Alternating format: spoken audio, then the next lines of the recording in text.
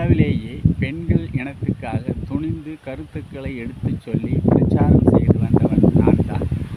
இவர்கள் விடுதலைக்கு பாடுபட்டது நம் இயக்கம்தான். சரித்திரத்தை பார்த்தால் ஏதோ ராஜாராம் மோகன் ராய் கொஞ்சம் பாடுபட்டு உள்ளார். மற்றபடி எவரும் இவர்கள் முன்னேற்றத்துக்காக பாடுபடவே இல்லை. தோற்றியவர்கள் எல்லாம் பெண்களை அடிமைகளாக அடக்கி ஒடுக்கி வைக்க வேண்டும் என்ற கருத்தை வலியுறுத்துபவர்களாகவே இருந்து வருகின்றார்கள். பெண்களை அடிமைப்படுத்த கூடியதாக தான் புராணங்கள் எல்லாம் கூறுகின்றன. காந்தியார் கூட பெண்கள் கணவன் இழந்தால் வகை என்ன என்று கேட்டதற்கு உனக்கு கைகாட்டில் உள்ளது போ என்று தான் கூறினார். நாம் நம் நூலாசிரியர்களில் வள்ளுவரை தான் யோகியர் என்பேன். அவர் கூட தன் கொண்டான் பேணி என்று, அதாவது கொண்ட கணவனுக்கு அடங்கி ஒடுங்கி இருக்க வேண்டும் என்று தான் கடுமையாக பெண்களுக்கு விதிக்கின்றார்கள். ஆண்களுக்கு இப்படி கூறவில்லை. 1927 முதல் பெண்களுக்கு என்ன உரிமை வேண்டும் என்பதை தைரியமாக எடுத்துச் சொல்லி வந்து உள்ளோம்.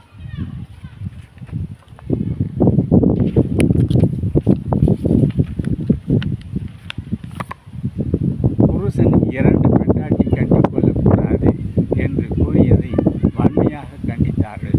ஆண்கள் மட்டும் கண்டிக்கவில்லை, பெண்களே மாநாடு கூட்டி கண்டித்தார்கள்.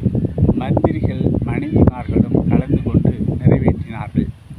இவர்களுடைய கண்டனத்துக்கு தான் மந்திரிகள் பொண்டாட்டிகளுக்கு வேண்டுமானால் இது பற்றி கவலை இருக்காது.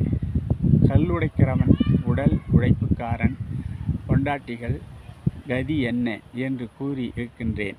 இன்றைக்கு பெண்கள் உலகம் அடைந்துள்ள முன்னேற்றம் மாறுதல்கள் இன்றைய பெண்களுக்கு வேண்டுமானால் தெரியாது இருக்கலாம். முன்பு இருந்த நிலையினை பார்ப்பவர்களுக்கு தான் நன்கு விளங்கும். மேல்நாட்டு பெண்களுக்கு இல்லாத உரிமைகள் எல்லாம் பெண்களுக்கு வந்துவிட்டது. இனி என்ன உரிமை வர வேண்டும் என்பதுதான் புரியவில்லை.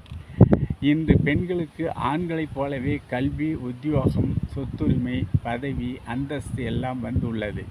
ஆண்களை விட உரிமையோடு வாழ்வது பெண்கள் தான். அதனை பெண்கள் பயன்படுத்தி கொள்ள வேண்டும்.